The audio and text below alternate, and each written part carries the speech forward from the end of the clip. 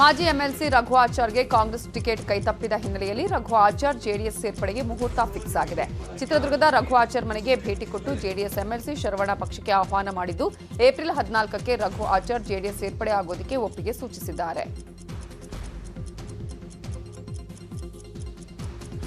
ನಾನು ಅವ್ರ ಮನಸ್ಸಲ್ಲಿ ಇರತಕ್ಕಂಥ ನೋವುಗಳನ್ನೆಲ್ಲ ತಿಳ್ಕೊಂಡಿದ್ದೀನಿ.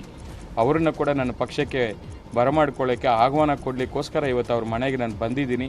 ಅವರು ಕೂಡ ಮುಕ್ತವಾಗಿ ನಾನು ಯಾವುದೇ ಅನ್ಕಂಡೀಷನಲ್ ಆಗಿ ನಿಮ್ಮ ಪಾರ್ಟಿಗೆ ಬರ್ತೀನಿ ಅಂತೇಳಿ ಒಪ್ಕೊಂಡಿದ್ದಾರೆ. ಅವ್ರಿಗೆ ಯಾವುದೇ ಕಂಡೀಷನ್ನ ಕೂಡ ಹಾಕಿಲ್ಲ. ಅದನ್ನು ಕೂಡ ನಮ್ಮ ನಾಯಕರ ಗಮನಕ್ಕೆ ತಗೊಂಡಿದ್ದೀನಿ. ಬಹುಶಃ ಈಗೇನು ಅವರು ಮತ್ತು ಅವರ ಧರ್ಮಪತ್ನಿಯವರು ಏನು ಇಬ್ಬರೂ ಕೂಡ ಸೇರಿ ನಮಗೆ ಇವತ್ತು ಊಟವನ್ನು ಕೂಡ ಬಡಿಸಿದ್ದಾರೆ, ಖುಷಿಯಿಂದ ಬರಮಾಡ್ಕೊಂಡಿದ್ದಾರೆ. ಶರವಣ ಅವರು ಆಲ್ರೆಡಿ ಹೇಳಿದ್ದಾರೆ 14ನೇ ತಾರೀಕು ಬೆಳಗ್ಗೆ JP ಭವನ ಅಂತ 12 ಗಂಟೆ 7 ನಿಮಿಷಕ್ಕೆ ಸೇರ್ಕೋತಾ ಇದ್ದೀನಿ. ಚಿತ್ರದುರ್ಗದಲ್ಲಿ ಎಲ್ಲ JDS ಗೆಲ್ಲುತ್ತೆ. ಸ್ವಾಭಿಮಾನ ಚ್ಯುತಿ ಬಂದರೆ ಅವತ್ತಿನ ದಿನ ಆಚೆ ಬರೋದು ಜವಾಬ್ದಾರಿ ನನಗೆ. ಅವ್ರು ಏನು ಸ್ವಾಭಿಮಾನ ಚ್ಯುತಿ ತಂದಿದ್ದಾರೋ ಅದಕ್ಕೆ ವಾಪಸ್ ಅವ್ರು ಕೊಡ್ತಾಯಿದ್ದೆ. 6 ಸೋಲುತ್ತೆ ಚಿತ್ರದುರ್ಗ. ಅವ್ರು ಏನು ಡಿಸೈಡ್ ಮಾಡ್ತಾರೆ ನಿಂತ್ಕೊಳ್ಳೋದು ಇಲ್ಲೇನು ಮಾಡ್ತಾರೆ. JDS ಅಂತೂ ಗೆಲ್ಸ್ಕೊಂಡು ಕರ್ಕೊಬರ್ತೀನಿ. ನಾನು 17ನೇ ತಾರೀಕು ನಾಮಿನೇಷನ್ ಮಾಡ್ತೀನಿ ಅಂತ ಹೇಳಿದ್ದೀನಲ್ಲ. ಈಗ ತಾನೇ ಹೇಳೋರ ಸ್ವಲ್ಪ ಟೈಮ್ ಕೊಡ್ರಪ್ಪ. ಇನ್ನು ಚಿತ್ರದುರ್ಗ ಕಾಂಗ್ರೆಸ್ ಟಿಕೆಟ್ ಕೈ ತಪ್ಪಿದ ಹಿನ್ನೆಲೆಯಲ್ಲಿ ಮಾಜಿ ಶಾಸಕ SK ಬಸವರಾಜನ್ ಕಾಂಗ್ರೆಸ್ಗೆ ಗುಡ್ ಬೈ ಹೇಳಿದ್ದಾರೆ. ಕಾಂಗ್ರೆಸ್ ಪಕ್ಷದ ಸದಸ್ಯತ್ವಕ್ಕೆ ಬಸವರಾಜನ್ ರಾಜೀನಾಮೆ ಸಲ್ಲಿಸಿದ್ದಾರೆ. ಸಾಮಾಜಿಕ ಜಾಲತಾಣದ ಮೂಲಕ ರಾಜೀನಾಮೆ ಬಗ್ಗೆ ಮಾಹಿತಿ ತಿಳಿಸಿದ್ದಾರೆ. ಶಿಕಾರಿಪುರ ಕಾಂಗ್ರೆಸ್ನಲ್ಲಿ ಭಿನ್ನಮತ ಸ್ಫೋಟಗೊಂಡಿದೆ. ಈ ಸಂಬಂಧ ಸಿದ್ದರಾಮಯ್ಯ ಮನೆ ಮುಂದೆ ಭಾರಿ ಹೈಡ್ರಾಮಾ ನಡೆದಿದೆ. ಗೋಣಿ ಮಹಾಂತೇಶ್ಗೆ ಟಿಕೆಟ್ ಬೇಡವೆಂದು ಒತ್ತಾಯಿಸಲಾಗಿದೆ. ಪ್ರಬಲ ಅಭ್ಯರ್ಥಿ ನಾಗರಾಜ್ ಗೌಡಗೆ ಟಿಕೆಟ್ ನೀಡಲು ಆಗ್ರಹಿಸಲಾಗಿದೆ. ಎಲ್ಲ ಮ್ಯಾಚ್ ಫಿಕ್ಸಿಂಗ್ ಆಗಿದೆ ಅಂತ ಕಾರ್ಯಕರ್ತರು ಆಕ್ರೋಶವನ್ನ ಹೊರಹಾಕಿದ್ದಾರೆ. ಇವತ್ತು ಕಳೆದ 5 ವರ್ಷ ಸಾರ್ವತ್ರಿಕ ಚುನಾವಣೆ ಏನು ವಿಧಾನಸಭಾ ಕ್ಷೇತ್ರದಲ್ಲಿ ನಾನು ಹಗಲು ಇರುಳು ಏನು ಕ್ಷೇತ್ರ ಜನಗಳ ಸೇವೆ ಮಾಡ್ಕೊಂಡು ಕ್ಷೇತ್ರ ಜನಗಳ ವಿಶ್ವಾಸ ಗಳಿಸಿದ್ದೇನೆ. ಇಡೀ ಸರ್ವೆ ರಿಪೋರ್ಟ್ ಒಳಗೆ ಸಹಿತ ನಂದು 1ನೇ ಸ್ಥಾನದಲ್ಲಿ ಸರ್ವೆ ರಿಪೋರ್ಟ್ ಇದೆ. ಇದು AICC ತನಕ ನನ್ನ ಹೆಸರು ಏನು ಪ್ಯಾನಲಲ್ಲಿ 1ನೇ ಹೆಸರಿನಲ್ಲಿ ನನ್ನ ಹೆಸರು ಹೋಗಿದೆ. ಆದರೆ ಸ್ವಲ್ಪ ಎಲ್ಲ ಒಂದು ಕಡೆ ಟಿಕೆಟ್ಗೆ ಏನು ನಾವೇನು ಬಿ ಫಾರಮ್ ಕಾಂಗ್ರೆಸ್ ಪಕ್ಷ ಬಿ ಫಾರಮ್ ಏನು ನಂಬಿಕೆ ಮರಿದ್ವಿ, ಇದರಲ್ಲಿ ಎಲ್ಲ ಒಂದು ಕಡೆ ನನಗೆ ಅನ್ಯಾಯ ಆಗ್ತದೆ ಅಂತ ಎಲ್ಲ ಒಂದು ಕಡೆ ನನಗೆ ಅನಿಸ್ತಾ ಇದೆ. ಯಾಕೆಂದ್ರೆ ಸಿದ್ದರಾಮಯ್ಯನವರಿಗೆ ಭೇಟಿಯಾಗಿದ್ವಿ. ಏನು ಶಿವಮೊಗ್ಗ ನಗರದಲ್ಲಿ ಮನೆ ಮಾಡ್ಕೊಂಡಂತ ಪುಷ್ಪಾ ಶಿವಕುಮಾರ್ ಅಂತಂದು ಅವ್ರ ಗಂಡ DSP ಶಿವಕುಮಾರ್ ಅಂತ ಇದ್ರು. ಅವ್ರಿಗೆ ಗಂಡ ಅವರ ಹೆಂಡತಿ ಪುಷ್ಪಾ ಶಿವಕುಮಾರ್ ಅಂತ ಅವ್ರು ಕರ್ಕೊಂಡ್ಬಂದು ನಮ್ಮ ಕ್ಷೇತ್ರಕ್ಕೆ ಹಾಕಿ ಇವತ್ತು ನನ್ನ ಕ್ಷೇತ್ರಕ್ಕೆ ಎಲ್ಲ ಒಂದು ಕಡೆ ಅನ್ಯಾಯ ಆಗ್ತಿದೆ ಅನ್ನೋ ನನಗೆಲ್ಲ ಭಾವನೆ ಇದೆ. ಅದಕ್ಕೋಸ್ಕರ ನಾನು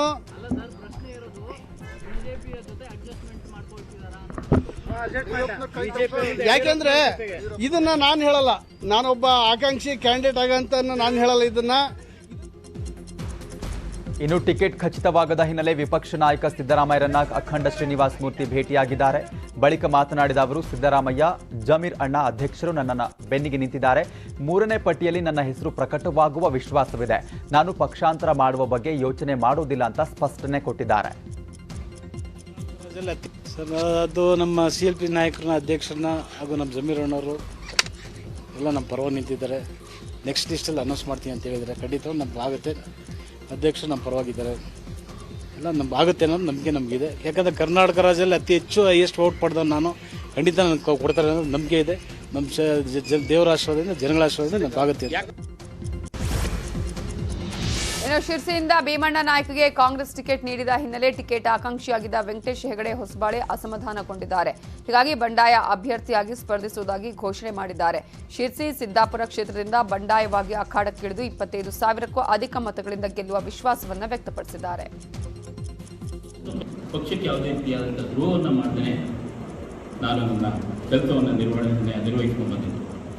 ನನಗೆ ಪಕ್ಷ ಮತ್ತು ಪಕ್ಷದ ಸಿದ್ಧಾಂತಗಳು ಇದು ಸರಿ ಇರಬೇಕು, ಇದನ್ನು ಸರಿ ಮಾಡಬೇಕು, ಸಾಮಾಜಿಕ ನ್ಯಾಯ ಸಿಗಬೇಕು ಜನರಿಗೆ ಹೇಳುವಂಥದ್ದು ನನ್ನ ಅಭಿಪ್ರಾಯ.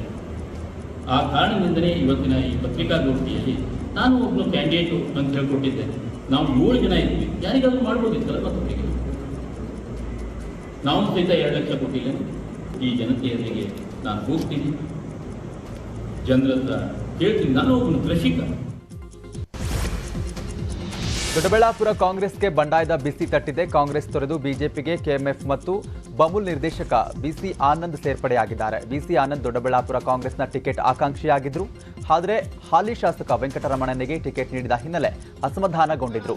ನಿನ್ನೆ ಸುಧಾಕರ್ ನೇತೃತ್ವದಲ್ಲಿ ಬಿಜೆಪಿಗೆ ಸೇರ್ಪಡೆಯಾಗಿದ್ದಾರೆ. ನಾನು ಒಬ್ಬನು ಏನಾದರೂ ಇವತ್ತು ಹೈಕಮಾಂಡ್ ಮಾತಿಗೆ ಏನಾದರೂ ನಾನು ಮನ್ನಣೆ ಹಾಕಿ ಹೋದರೆ ನನ್ನ ನಂಬಿ ಬಂದಂಥ ಅನೇಕ ಮುಖಂಡರುಗಳು, ಯುವ ಮುಖಂಡರುಗಳು, ಕಾರ್ಯಕರ್ತರನ್ನ, ನಾನು ಬೆಳೆಸಿದಂಥ ಹಿರಿಯರನ್ನ ಎಲ್ರಿಗೂ ಮೋಸ ಮಾಡ್ದಂಗೆ ಆಗ್ತದೆ ಅಂತೇಳಿ ನಾವು ಯಾವುದೇ ಬೇರೆ ಪಕ್ಷಗಳಿಗೆ ಸೇರೋದು ಬೇಡ. ರಾಷ್ಟ್ರೀಯ ಪಕ್ಷ ಭಾರತೀಯ ಜನತಾ ಪಾರ್ಟಿಗೆ ಸೇರೋಣ. ಮೂಲ ಹಿಂದೆ ನಾವು ಇದ್ದಂಥ ಪಕ್ಷ ಅದು ನಮ್ಮನೆ. ಅದರಿಂದ ನಾವು ಮತ್ತೆ ಮರಳಿ ಗುಡಿಗೆ ಅಂತೇಳಿ ಬಿಜೆಪಿಗೆ ವಾಪಸ್ ಬಂದಿದ್ದೀವಿ. ನಾನು ಒಬ್ಬನು ಏನಾದರೂ ಇವತ್ತು ಹೈಕಮಾಂಡ್ ಮಾತಿಗೆ ಏನಾದರೂ ನಾನು ವರುಣಾ ಕ್ಷೇತ್ರ ರಾಜ್ಯ ವಿಧಾನಸಭಾ ಚುನಾವಣೆಯಲ್ಲಿ ದೊಡ್ಡ ಮಟ್ಟದ ಕುತೂಹಲ ಮೂಡಿಸಿದೆ. ಸಿದ್ದು ಕಟ್ಟಿ ಹಾಕೋದಕ್ಕೆ ಮೆಗಾ ಪ್ಲಾನ್ ನಡೆದಿದೆ. ವರುಣಾದಲ್ಲಿ ಬಿಜೆಪಿ ಕಾಂಗ್ರೆಸ್ ಒಪ್ಪಂದವಾಗಿದೆ ಅಂತ ಮಾಜಿ ಪ್ರಧಾನಿ ಎಚ್.ಡಿ. ದೇವೇಗೌಡರು ಹೇಳಿದ್ರು. ಮಾಜಿ ಸಿಎಂ ಕುಮಾರಸ್ವಾಮಿ ಕೂಡ ಅದೇ ಮಾತಾಡಿದ್ರು. ಇದರ ಮಧ್ಯೆ ಸಿದ್ದು ಹಣಿಯಲು ಬಿಜೆಪಿ, ಆರ್ಎಸ್ಎಸ್ ನಾಯಕರು ಸೇರಿ ಸೋಮಣ್ಣ ಅವರನ್ನ ಕಣಕ್ಕಿಳಿಸಲು ಪ್ಲಾನ್ ಮಾಡಿದ್ವು. ಸೋಮಣ್ಣ ಸ್ಪರ್ಧಿಸಿದ್ರೆ ಲಿಂಗಾಯತ ಮತಗಳನ್ನು ಸುಲಭವಾಗಿ ಸೆಳೆಯಬಹುದು ಅನ್ನುವ ಲೆಕ್ಕಾಚಾರ ಮಾಡಲಾಗಿತ್ತು. ಆದರೆ ವರುಣಾದಲ್ಲಿ ಸ್ಪರ್ಧಿಸಲ್ಲ, ಗೋವಿಂದರಾಜ್ ನಗರ ಇಲ್ಲವೇ ಚಾಮರಾಜನಗರದಲ್ಲಿ ಸ್ಪರ್ಧಿಸುತ್ತೇನೆ ಅಂತ ಸೋಮಣ್ಣ ಹೇಳಿದ್ದಾರೆ. ವರುಣಾ ಸಿದ್ದರಾಮಯ್ಯ ಅವರ ಭದ್ರಕೋಟೆ. ಇಲ್ಲಿವರೆಗೆ ವರುಣಾದಲ್ಲಿ ಬೇರೆ ಪಕ್ಷಗಳು ಗೆದ್ದೇ ಇಲ್ಲ. ಒಂದ್ ವೇಳೆ ವರುಣಾದಲ್ಲಿ ಸ್ಪರ್ಧೆ ಮಾಡಿದ್ರೆ ಸೋಲೋ ಭೀತಿ ಇರೋದ್ರಿಂದ ಸೋಮಣ್ಣ ಹಿಂದೇಟು ಹಾಕ್ತಿದ್ದಾರಂತೆ. ಬಿಜೆಪಿ ಟಿಕೆಟ್ ಮೀಟಿಂಗ್ ದೆಹಲಿಗೆ ಶಿಫ್ಟ್ ಆಗಿದೆ. ಆದರೆ ಬೆಳಗಾವಿಯಲ್ಲಿ ಸವದಿ ಸಾಹುಕಾರ್ ಫೈಟ್ ಜೋರಾಗಿದೆ. ತನ್ನ ಆಪ್ತ ಮಹೇಶ್ ಕುಮಟಳ್ಳಿಗೆ ಅಥಣಿ ಟಿಕೆಟ್ ಕೊಡಿಸಲು ರಮೇಶ್ ಜಾರಕಿಹೊಳಿ ನಾನಾ ಸರ್ಕಸ್ ಅನ್ನ ಮಾಡ್ತಿದ್ದಾರೆ.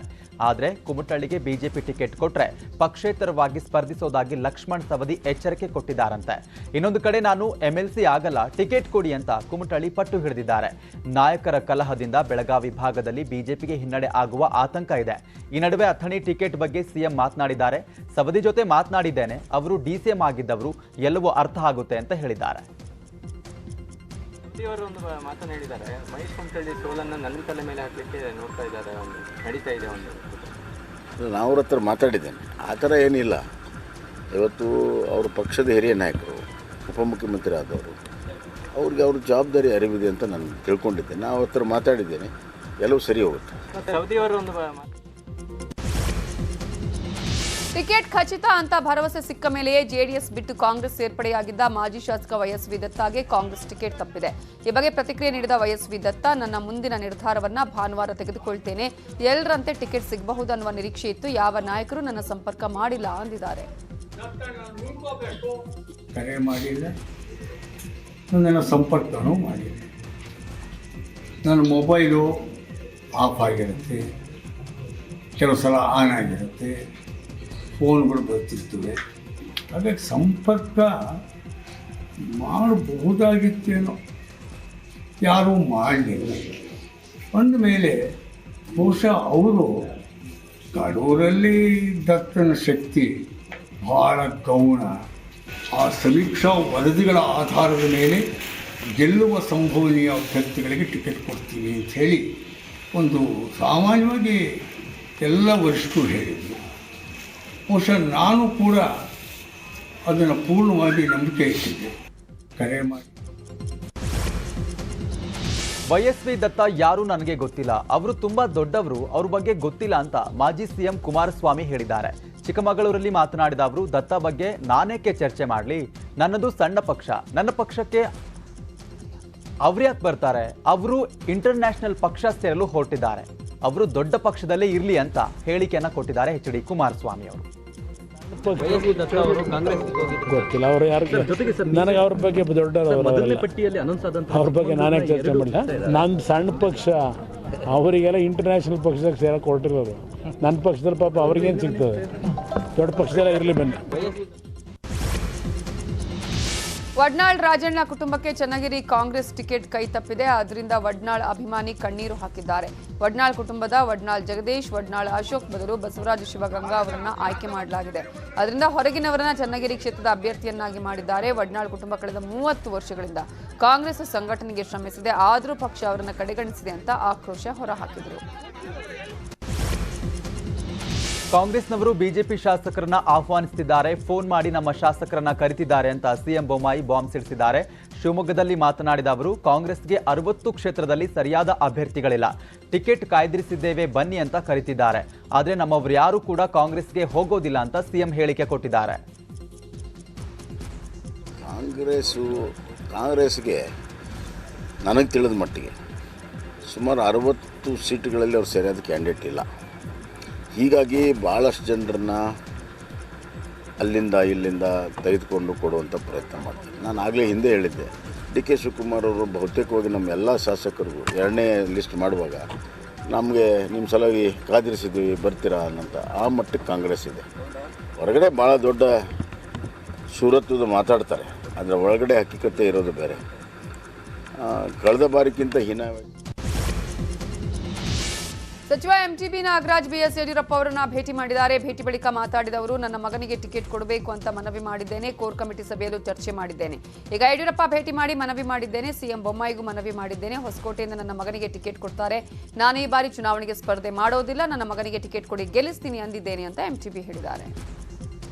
ಕಮಲ್ದವರು ಏನು ತೀರ್ಮಾನ ಮಾಡ್ತಾರೆ ಅದು ಒಪ್ಕೊಳ್ತೀವಿ. ನಾವು ಹೇಳಿದ್ದೀವಿ, ನನ್ನ ಮಗ ನಿತೀಶ್ ಪುರುಷೋತ್ತಮ್ಗೆ ಟಿಕೆಟ್ ಕೊಡಬೇಕು ಅಂತ ನಾನು ಆ ಕೋರ್ ಕಮಿಟಿನಲ್ಲಿ ಹೇಳಿದ್ದೀನಿ. ಮೊನ್ನೆ ಯಡಿಯೂರಪ್ಪ ಅಜಿಗೂ ಹೇಳಿದ್ದೀನಿ, ಮೊನ್ನೆ ಮುಖ್ಯಮಂತ್ರಿಗಳಿಗೂ ಹೇಳಿದ್ದೀನಿ. ನಿತೀಶ್ ಪುರುಷೋತ್ತಮ ಹೊಸಕೋಟೆ ತಾಲೂಕು ಈ ಸಾರಿ ಅವ್ರನ್ನೇ ನಿಲ್ಲಿಸ್ತೀವಿ, ಅವ್ರಿಗೆ ಟಿಕೆಟ್ ಕೊಡಬೇಕು ಅಂತ ಕೇಳಿದ್ದೀನಿ, ಅವ್ರಿಗೆ ಕೊಡ್ತಾರೆ. ಈಗ ನೀವು ಚುನಾವಣಾ ರಾಜಕೀಯ ನಿಂತ್ಕೊಳ್ಳಲ್ಲ ಇನ್ಮೇಲೆ? ನಾನು ಚುನಾವಣೆಗೆ ಇನ್ನು ಚುನಾವಣೆಗೆ ನಿಲ್ಲಲ್ಲ. ನನ್ನ ಮಗನ ನಿಲ್ಲಿಸ್ಮೇಲೆ ಇನ್ಯಾಕೆ ಇನ್ನೊಮ್ಮೆ ನನ್ನ ಮಗನಿಗೆ ಟಿಕೆಟ್ ಕೊಡಿಸಿ ಅವನೇ ಗೆಲ್ಲಿಸ್ತೀನಿ, ಅವನಿಗೆ ಕೊಡಬೇಕು ಅಂತೇಳಿ ಹೇಳಿದ್ದೀವಿ. ಅವ್ರಿಗೆ ಕೊಡ್ತೇವ್ರೆ, ಅವ್ರಿಗೆ ಕೊಡ್ತೀವಿ ಅಂತ ಹೇಳಿದ್ದಾರೆ, ಅವ್ರಿಗೆ ಕೊಡ್ತಾರೆ. ಯಡಿಯೂರಪ್ಪ ಅವರು ಭೇಟಿ ಮಾಡಿ. ಜೆಡಿಎಸ್ನ ಗೌರಿಶಂಕರ್ ಶಾಸಕ ಸ್ಥಾನ ಅಸಿಂಧು ಪ್ರಕರಣದಿಂದ ತುಮಕೂರು ಗ್ರಾಮಾಂತರ ಕ್ಷೇತ್ರದ ಟ್ರೆಂಡ್ ಚೇಂಜ್ ಆಗುವ ಲಕ್ಷಣ ಕಾಣಿಸ್ತಾ ಇದೆ. ಇದೀಗ ಸಹೋದರನಿಗೆ ಟಿಕೆಟ್ ನೀಡುವಂತೆ ಗೌರಿಶಂಕರ್ ಆಗ್ರಹಿಸಿದ್ದಾರಂತೆ. ಗೌರಿಶಂಕರ್ ತಮ್ಮ ಸಹೋದರ ವೇಣುಗೋಪಾಲ್ಗೆ ಟಿಕೆಟ್ ಕೇಳಿದ್ದಾರೆ ಎನ್ನಲಾಗ್ತಿದೆ. ಈಗಾಗಲೇ ಕರಪತ್ರಗಳ ಮೂಲಕ ಸಹೋದರ ವೇಣುಗೋಪಾಲ್ ಭಾವಚಿತ್ರ ಹಾಕಿಸಿ ಪ್ರಚಾರ ಮಾಡಲಾಗ್ತಿದೆ. ಆದರೆ ನಾನೇ ಗೆಲ್ತೀನಿ ಅಂತ ಹೇಳಿದ್ದಾರೆ. ಪುತ್ತೂರು ಶಾಸಕ ಸಂಜೀವ್ ಮಠಂದೂರು ಅವರು ಮಹಿಳೆಯ ಜೊತೆಗಿರುವ ಫೋಟೋ ವೈರಲ್ ಆಗಿದೆ. ಅದರ ಬೆನ್ನಲ್ಲೇ ಫೋಟೋದಲ್ಲಿದ್ದಾರೆ ಎನ್ನಲಾದ ಮಹಿಳೆ ಉಪ್ಪಿನಂಗಡಿ ಪೊಲೀಸ್ ಠಾಣೆಗೆ ದೂರು ಕೊಟ್ಟಿದ್ದಾರೆ. ಅದರ ಬಗ್ಗೆ ಮಾತಾಡಿದ ಶಾಸಕ ಸಚಿವ ಸಂಜೀವ ಮಠಂದೂರು, ನನ್ನ ಅಭಿವೃದ್ಧಿಯನ್ನು ಸಹಿಸದ ಕೆಲವೊಂದು ವ್ಯಕ್ತಿಗಳು ತೇಜೋವಧೆ ಮಾಡುವ ಕೆಲಸ ಆರಂಭಿಸಿದ್ದಾರೆ ಅಂತ ಕಿಡಿಕಾರಿದ್ದಾರೆ. ದಾಖಲೆ ಇಲ್ಲದೆ ಸಾಗಾಟ ಮಾಡ್ತಿದ್ದ ಅಪಾರ ಪ್ರಮಾಣದ ಬೆಳ್ಳಿ ಆಭರಣಗಳನ್ನು ಜಪ್ತಿ ಮಾಡಲಾಗಿದೆ. ಮಹಾರಾಷ್ಟ್ರ ಹಾಗೂ ಬೀದರ್ ಗಡಿ ಚೆಕ್ಪೋಸ್ಟ್ನಲ್ಲಿ ತಪಾಸಣೆ ವೇಳೆ 142 ಕೆಜಿ ಬೆಳ್ಳಿಯ ಕಾಲು ಚೈನ್ಗಳು ಸೇರಿ 1,05,00,000 ಬೆಲೆ ಬಾಳುವ ಬೆಳ್ಳಿಯ ಆಭರಣಗಳ ಜೊತೆಗೆ ಕಾರು ಕೂಡ ಜಪ್ತಿ ಮಾಡಲಾಗಿದೆ. 8 ಬ್ಯಾಗ್ಗಳಲ್ಲಿ 142 ಕೆಜಿ ಬೆಳ್ಳಿಯ ಆಭರಣಗಳನ್ನು ಸಾಗಾಟ ಮಾಡಲಾಗ್ತಿತ್ತು. ಗಜಾನನ ಎಂಬುವವರಿಗೆ ಸೇರಿದ ಕಾರಿನಲ್ಲಿ ಅಪಾರ ಪ್ರಮಾಣದ ಬೆಳ್ಳಿಯ ಕಾಲು ಚೈನ್ಗಳು ಪತ್ತೆಯಾಗಿವೆ.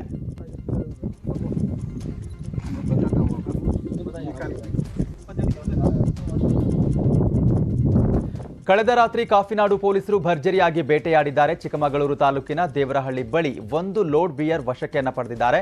ಹೌದು, 9,10,000 ಮೌಲ್ಯದ 6,250 ಲೀಟರ್ ಮದ್ಯವನ್ನು ವಶಪಡಿಸಿಕೊಳ್ಳಲಾಗಿದೆ. ಅಲ್ಲದೆ ದಾಖಲೆ ಇಲ್ಲದ 2,50,000 ಮೌಲ್ಯದ ಜೀನ್ಸ್ ಪ್ಯಾಂಟ್ಸ್ಗಳನ್ನು ಕೂಡ ವಶಪಡಿಸಲಾಗಿದೆ.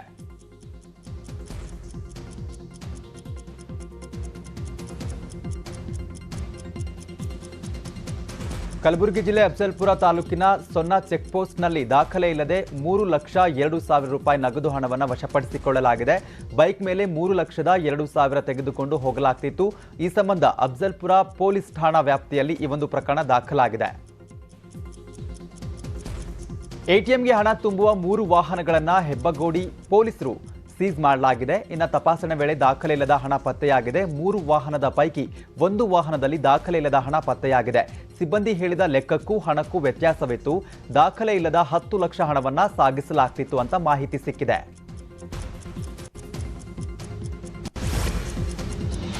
ಯಾದಗಿರಿ ಜಿಲ್ಲೆಯ ಸುರಪುರ ಕ್ಷೇತ್ರದ ಕೋಡೇಕಲ್ ಗ್ರಾಮದಲ್ಲಿ ಬಿಜೆಪಿ ಹಾಗೂ ಕಾಂಗ್ರೆಸ್ ಕಾರ್ಯಕರ್ತರ ಮಧ್ಯೆ ಸಂಘರ್ಷ ನಡೆದಿದ್ದು ಈಗ ಈ ಪ್ರಕರಣ ತೀವ್ರ ಸ್ವರೂಪ ಪಡೆದುಕೊಂಡಿದೆ. ಮುಂಜಾಗ್ರತಾ ಕ್ರಮವಾಗಿ ಸುರಪುರ ಕ್ಷೇತ್ರದಾದ್ಯಂತ 2 ದಿನ ನಿಷೇಧಾಜ್ಞೆ ಜಾರಿಗೊಳಿಸಲಾಗಿದೆ.